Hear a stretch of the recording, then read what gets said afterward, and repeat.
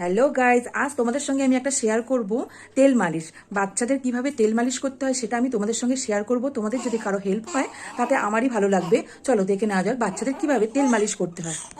এই দুটো তেল খুব ভালো, এটা গরমের জন্য খুব ভালো। অনেকে মাস্টার অয়েল ইউজ করে, কিন্তু এখন ডাক্তাররা সর্ষের তেল মাখতে বারণ করে, তাই আমি ইউজ করি না। আমি এই দুটো তেলই ইউজ করি। এই যে রেডি হয়ে গেছে আমার ছেলে তেল মালিশ করার জন্য। আর ওকে আজকে আমি ইউজ করব ভির কোকো ভার্জিন কোকোনাট অয়েল। এটা ভার্জিন তেল, মানে প্রথম অয়েল।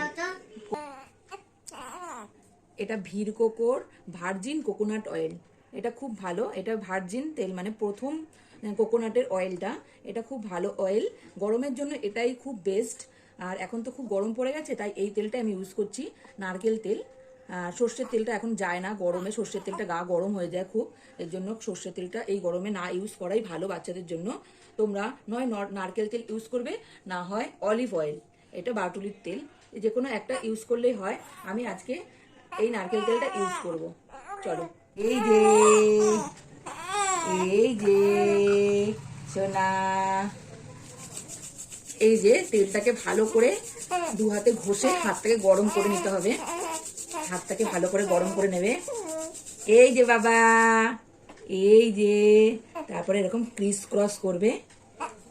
আমার ছেলে তেল মাখতে খুব ভালোবাসে। আর তেলটা মালিশ করার সময় বেবির সঙ্গে কথা বলবে, তাহলে ও আরো ভালোবাসবে তেল মাখতে, তাই না সোনা? এই যে এই যে সোনা, এই যে বাবা, এরকম ক্রিস ক্রস 10 বার করবে। এরকম ভাবে 10 বার মালিশ করবে। কাউন্টও করতে পারো 1 2 বলে, না হলে মনে মনেই বলবে 10 বার। এরকম করে উল্টো ইউর মতন মালিশ করবে।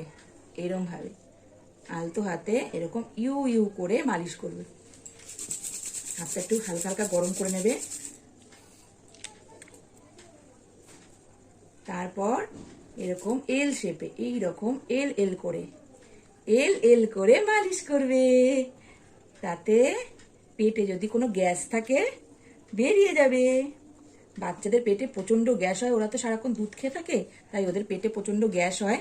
তাই এরকম এল এল করবে, এরকম সামনে আনবে, এরকম করবে এল এল শেপে, এরকম 10 কাউন্ট করবে, যাতে বাচ্চারা খুব আনন্দ পায়, গ্যাসটা বেরিয়ে যায় পেটে।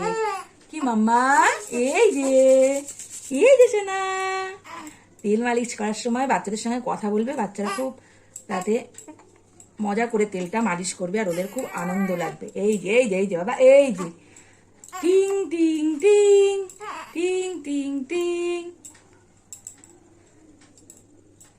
দিয়ে হাতটা ঘষে নেবে। তারপরে আমি আসবো পায়ে।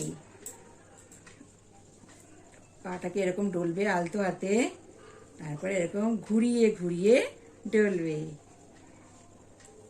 হাড়গুলো শক্ত হবে, এরকম ভাবে ডলবে। পায়ের তলাটা এরকম ট্যাপ ট্যাপ ট্যাপ ট্যাপ করবে, ট্যাপ ট্যাপ ট্যাপ ট্যাপ, একটু ঘষবে।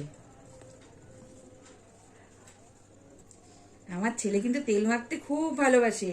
বাচ্চারা পেটের মধ্যে থাকে তো, ওরা পাটা গুটিয়ে থাকে, তাই পাটাকে একটুকুন টান টান করবে। ওরা পেটের মধ্যে পাটা গুটিয়ে থাকে সবসময়, তাই তেলটা টান টান করে মাখবে। পায়ের হাড়গুলো তাতে এরকম টান টান হবে।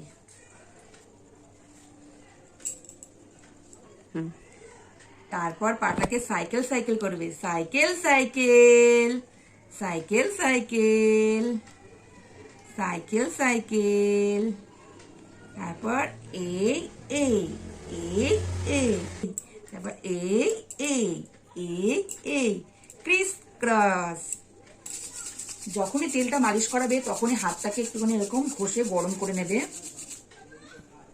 এটা আমাদের ঠাকুমা দিদিমারা বলে হাতটা গরম করে নেওয়ার জন্য। আমিও আমার মেয়ের বেলাও করতাম, ছেলের বেলাও করছি। আর মেয়ের সময় আমার তেমন একটা এক্সপিরিয়েন্স ছিল না, কেননা তখন আমি প্রথম মা হয়েছিলাম, এখন আমার সেকেন্ড টাইম, তাই আমি একটু এখন এক্সপিরিয়েন্স হয়ে গেছে আমার, তাই না বাবা? হ্যাঁ, পিঠ পিঠটাকে এরকম মালিশ করবে, এরকম এরকম এরকম এরকম এরকম এরকম এরকম এরকম। ও তাই ওদের এখানটা সব একটু ভালো করে মালিশ করে দেবে, এরকম ঘুরিয়ে ঘুরিয়ে মালিশ করে দেবে, তাতে ওরা একটু আরাম পাবে। সবসময় শুয়ে থাকতে থাকতে ওদেরও ভালো লাগে না। এই যে বাবা, হালকা অল্প তেল নিয়ে নাকটাকে এরকম এরকম করবে, মুখটাকে এরকম এরকম করবে, এই জায়গাটা একটু টিপবে, কানের পেছনটা একটু ডলবে।